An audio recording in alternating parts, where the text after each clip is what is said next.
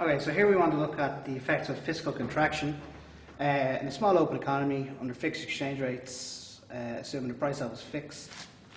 So again, we'll make the simplifying assumption that it's perfect capital mobility. So what happens with fixed exchange rates? Well, first thing is we're told we have a fiscal contraction. So fiscal contraction, just a shift inwards in the IS curve. IS to IS prime, say.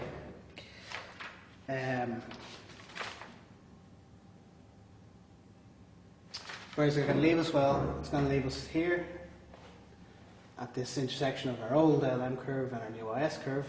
So we're going to move from, say, Y star to Y1. What else can we say? Well, we're going to be at an interest rate below the world interest rate. The next thing then is to realize, well, probably the first thing you should have thought about is what happens with fixed exchange rates. Well, in the fixed exchange rate world, your money supply is endogenous and your exchange rate is exogenous. In other words, you take the exchange rate as given because that's your policy objective, or it's fixed at some rate, and the money supply has to adjust to deal with that. So what happens at I less than IW?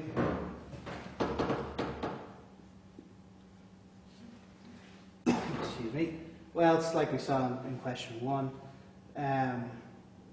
Capital is going to leave,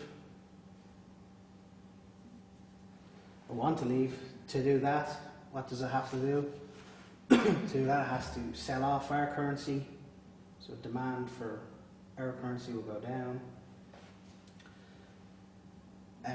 Or actually, better way to look at it, demand for foreign currency is going to go up. We want to maintain our fixed exchange rate, so we can't just take that and let our exchange rate change to shift IS back to here through net exports. So what has to happen is the money supply has to increase. Apologies. Money supply has to decrease. It has to decrease because as people go to, say, the central bank with their euros, looking for dollars, the central bank, to maintain the fixed exchange rate, has to take in our currency, so it has to take in euro and give out some of its foreign reserves of dollars. When this money's sitting in the central bank, well, it's out of the money supply, so the money supply goes down. And what does the contraction of the money supply do? It shifts your LM curve, and that'll keep happening till you reach a point there. Okay, so you're going to move to there, which will exacerbate the problem in that you'll have an even lower, you'll have an even lower output than you had after the first, after the contraction in your fiscal policy.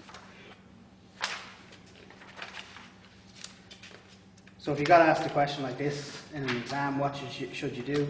Well, it wouldn't be any harm to contrast this this setup of an open economy with a closed economy. Right? In a closed economy, you don't need this extra trip this way because there's no foreign interest rate and capital outflows or inflows to worry about. So you could get a good grade if you were to do that.